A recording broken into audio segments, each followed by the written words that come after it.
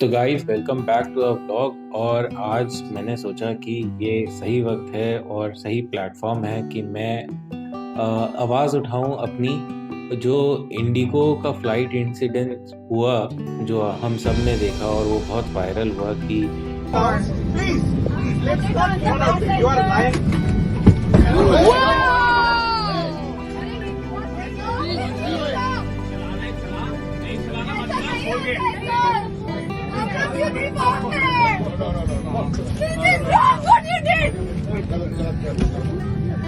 अरे हम कितनी देर से बैठे हैं? ये नहीं कर सकते। आप ऐसा क्या नहीं कर सकते? हम पागल। एक पैसेंजर ने गुस्से में आके एक कैप्टन को थप्पड़ मार दिया और मतलब फ़्लाइट में रकस वाली सिचुएशन पैदा हो गई। क्यों? क्योंकि बस flight around 6 hours 10 hours late थी और मतलब उसका किसी के पास कोई जवाबदेही नहीं थी। तो वो एक इंसिडेंट क्यों हुआ, किस लिए हुआ, उस समय उस पेशेंट की क्या मेंटल हेल्थ थी, आज हम इस बारे पे बात करेंगे कि पैसेंजर्स की मेंटल हेल्थ पे क्या इफ़ेक्ट आता है जब फ़्लाइट डिले होती है और पैसेंजर्स को क्या करना चाहिए अगर फ़्लाइट डिले हो रही है, ताकि वो अपना कामनेस, अपना एग्रेशन, अपना हाथ किसी पे ना छोड़ें और अपनी कामनेस को मेंटेन रखें। आगे आने वाली वीडियो में यही हम इसी पे चर्चा करेंगे। और अगर अभी तक आपने मेरे चैनल को सब्सक्राइब नहीं किया तो सब्सक्राइब कर लीजिए। क्या होता है कि जब हम एयरपोर्ट जाते हैं तो हम ये सोच के जाते हैं कि यार एयरपोर्ट जा रहे हैं, टाइम से पहुंच जाएं, 2 घंटा पहले निकलते हैं, ट्रैफिक ना मिले, जाम ना लगा हो, है ना, टाइम से पहुंच जाएं। हमको ऐसा ना हो कि हम जाएं और वहां पे हमको कह दें कि आप इतने मिनट पहले क्यों नहीं आए, आप लेट हो गए, अब आप अंदर नहीं जा सकते, बोर्डिंग हो गई स्टार्ट। तो आदमी बहुत एंशियस होता है ऑलरेडी जब वो एयरपोर्ट जा रहा होता है, क्योंकि भाई ये कोई 100-200 रुपये का टिकट तो है नहीं। यहाँ बात होती है 3,000, 4,000, 10,000, 15,000 रुपए के टिकट की। और ज़्यादातर वही लोग ट्रैवल करते हैं जो बिजनेस क्लास होते हैं या फिर जिनको जाना ज़रूरी होता है, एकदम अर्जेंट जाना ही जाना है, या जिन्होंने काफ़ी समय से वो ट्रैवल बुक कर रखा है कि उस दिन जाना है और हमारी टाइम बचत होगा, इसलिए वो जाना है उनको। तो वो एंजाइटी पहले से ही उतने एंशियस होते हैं और एकदम से पता चले कि हमारी फ्लाइट लेट हो गई या डिले हो गई या कैंसिल हो गई, तो वो एंजाइटी बहुत ज़्यादा गुना पड़ जाती है। क्या होता है कि जब हम एयरपोर्ट जाते हैं तो हमारे हाथ में कुछ भी नहीं होता, सारी चीज़ एयरपोर्ट अथॉरिटी के हाथ में होती है या फ्लाइट कैरियर्स के हाथ में होती है। अगर वो कह दे कि फ़्लाइट नहीं उड़ेगी तो भाई आप किससे झगड़ा करोगे? यू डोंट नो कि आपकी फ़्लाइट का कैप्टन कौन है, आपके फ़्लाइट का ओनर कौन है, आपके किससे झगड़ा करोगे, क्या कहोगे? तो आप अपना सारा गुस्सा जो है आप ग्राउंड स्टाफ पे निकालते हैं उस समय, या आप ट्विटर पे निकालते हैं या कहीं भी निकालते हैं। बट आप एकदम आपको ऐसा लगता है कि आप पावरलेस हैं, आपके हाथ में कोई पावर ही नहीं है। क्या करूं मैं? कैसे मैं जाऊं? अब क्या करूं? अब क्या करूंगा? कैसे मैं अपनी डेस्टिनेशन तक पहुंचूंगा? ये सारे सवाल मन में दौड़ने लगते हैं। तो आदमी इसमें भी बहुत परेशान हो जाता है। अक्सर क्या होता है कि लोग सोचते हैं कि पूरा दिन बच जाए तो अर्ली मॉर्निंग फ्लाइट्स बुक करते हैं। अब मान लो 5 बजे की फ़्लाइट है तो उसको 3 बजे पहुंचना है एयरपोर्ट। 3 बजे पहुंचने के लिए वो 2 बजे घर से निकलेगा।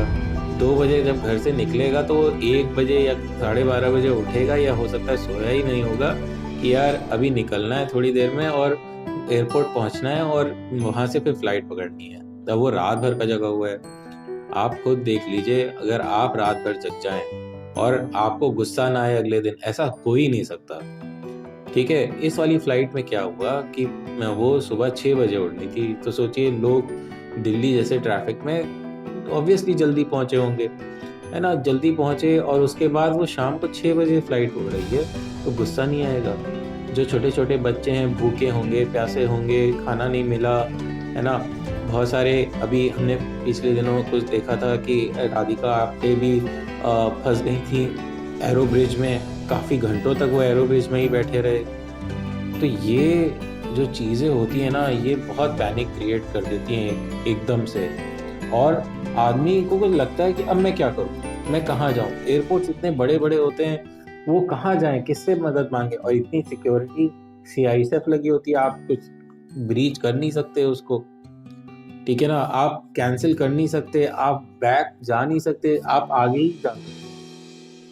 क्योंकि अगर आप बैक गए तो फिर पूरा जो प्रोटोकॉल है फ्लाइट का, कैसे सिक्योरिटी करना है, कैसे चेक इन करना है, वो फिर से करना पड़ेगा सबके लिए। तो इसलिए एयरपोर्ट वाले वो अलाउ नहीं करते, आपको फंसा के रखते हैं। और क्या होता है कि जब एयरपोर्ट अथॉरिटी क्या करती है, वो कोशिश करती है कि एयरपोर्ट के अंदर कम से कम पैसेंजर्स हों, वो सारे पैसेंजर जैसे आ रहे वैसे फ्लाइटों में भर जाए। तो जैसे फ्लाइटें खड़ी हैं, सब अब पैसेंजर्स फ्लाइटों में भर गए, और उसके बाद वो एक के पीछे एक टैक्सी कर रहे हैं, लाइन में लग गए और फिर वहाँ पे बैठे हुए हैं, सब के सब रुके हुए हैं 6-6 घंटा। सोचिए, आप प्लेन में बैठे हैं बंद 6 घंटा, ठीक है? बहुत पेनफुल होता है वो, बहुत पेनफुल।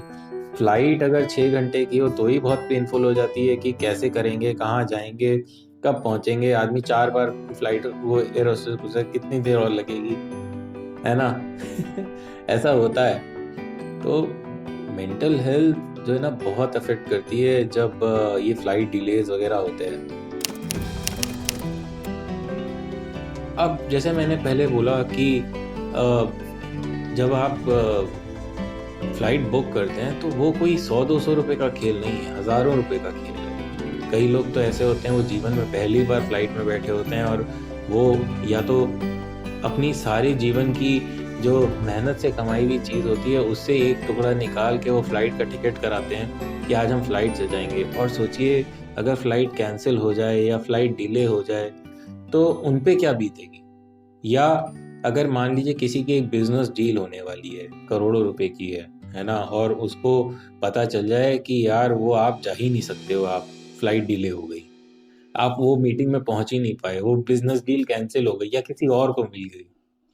सोचिए कि उस आदमी पे क्या बीतेगी कि उसने इतनी मेहनत करके उस मुकाम तक पहुंचा, और फिर वहां जाके पता चला कि यार वो तुम्हारी बस एक फ्लाइट डिले होने की वजह से वो चीज उसको मिल ही नहीं पाई, वो उस चीज से हार गया, ठीक है?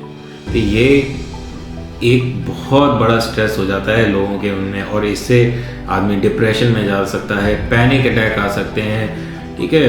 बहुत सारी चीज़ें हो सकती हैं, क्लॉस्ट्रोफोबिक फील कर सकता है, ठीक है?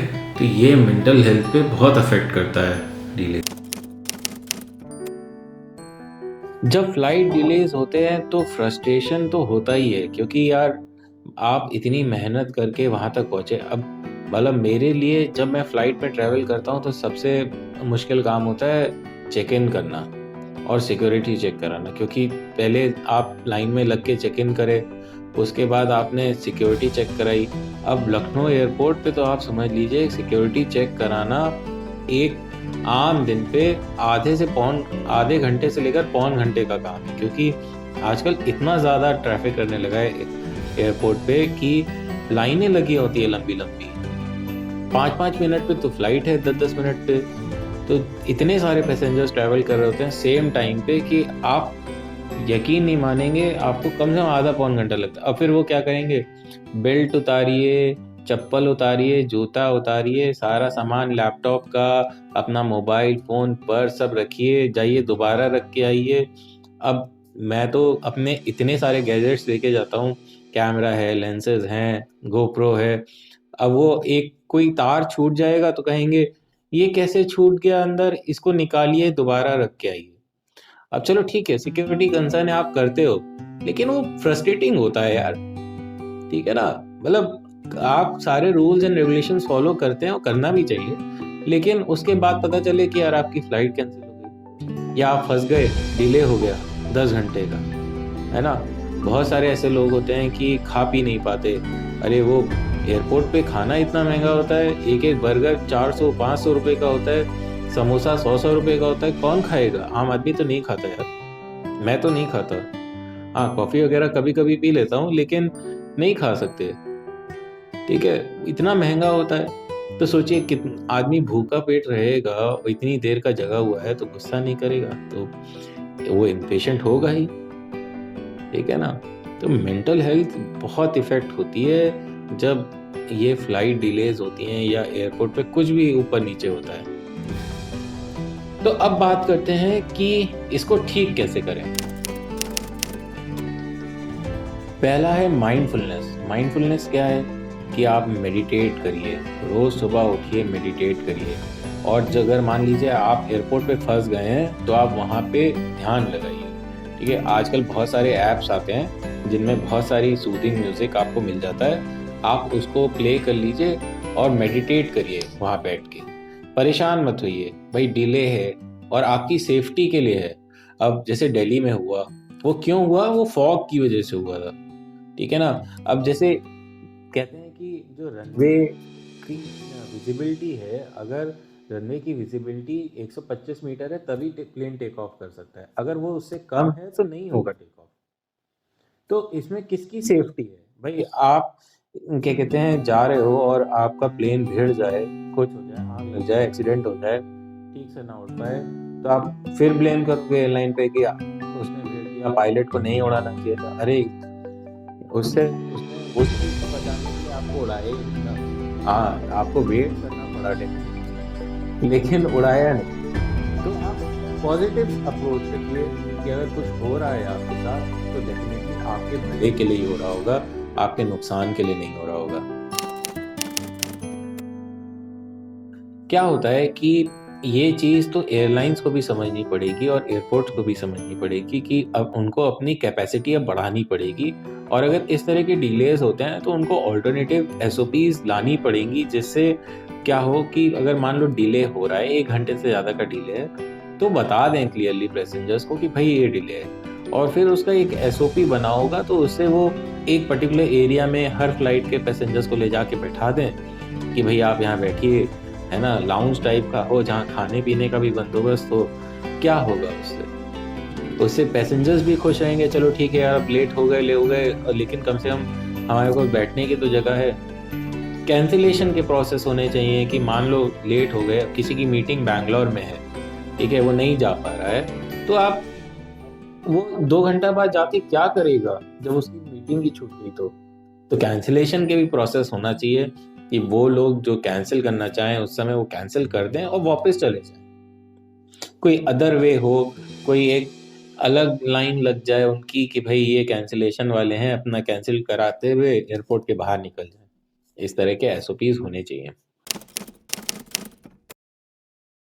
आपको हमेशा ये भी सोचना चाहिए कि भई ये हो सकता है, फ्लाइट डिले हो सकती है। भई ये आप पैसे दे रहे हो और जो जहाज़ है वो भी बहुत महँगा आता है, हज़ारों करोड़ रुपए का जहाज़ आता है, ठीक है? अगर वो एक एक्सीडेंट होता है तो कितने करोड़ों का नुकसान होता है, कितने जान-माल का नुकसान हो सकता है। हमने देखा अभी जापान में एक्सीडेंट हुआ, इंडिया में कितने एक्सीडेंट्स ऐसे हुए हैं, कितने लोग मर जाते हैं, उन परिवारों का क्या? तो आप हमेशा प्रिपेयर रहिए कि अगर फ्लाइट डिले हो रही है तो उसको झेलना ही झेलना है, उसमें आप कुछ कर नहीं सकते। ट्रेनें 15-15 घंटे लेट हो जाती हैं, तब आप किससे लड़ते हैं? किसी से नहीं लड़ते। क्योंकि आपको पता होता है यार ट्रेन तो लेट हो ही जा सकती है, ठीक है ना? तो फ्लाइट के साथ भी आप अब ऐसा ही समझिए कि जिस तरह एयर ट्रैफिक बढ़ रहा है हमारे देश में, फ्लाइट्स का लेट होना संभव है और होगा आगे भी। कस्टमर सर्विस को भी बहुत एम्पैथेटिक होना चाहिए। मान लीजिए अगर फ्लाइट्स में प्रेग्नेंट वुमेन हैं, बच्चे हैं, बूढ़े हैं, ठीक है?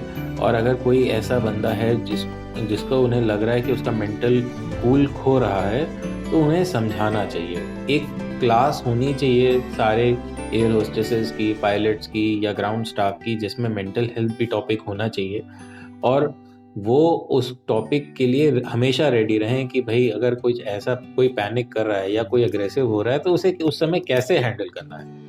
ये बहुत ज़रूरी है, ये आना चाहिए।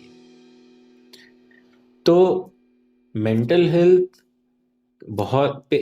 मेंटल हेल्थ पे बहुत असर आता है जब फ्लाइट डिलेज़ होती हैं या एयरपोर्ट पे कुछ भी होता है।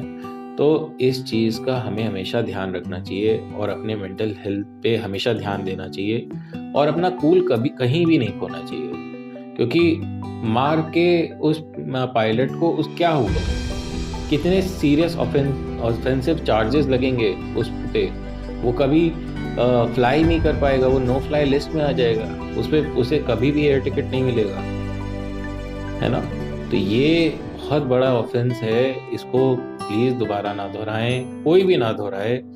और आप हमेशा अपना कूल मेंटेन रखिए और तैयार रहिए कि अगर इस तरह के डिलेज होते हैं तो आप परेशान नहीं होंगे। आई होप आपको मेरा आज का वीडियो पसंद आया होगा, और अगर पसंद आया तो कमेंट लिख के ज़रूर बताइएगा। और अगर आप कुछ मुझे राय देना चाहते हैं या और कोई टॉपिक सजेस्ट करना चाहते हैं जिस पर मैं इस तरह के वीडियोस बनाऊं, तो आप कमेंट में लिख सकते हैं। तो bye, good night, take care, have a great day ahead.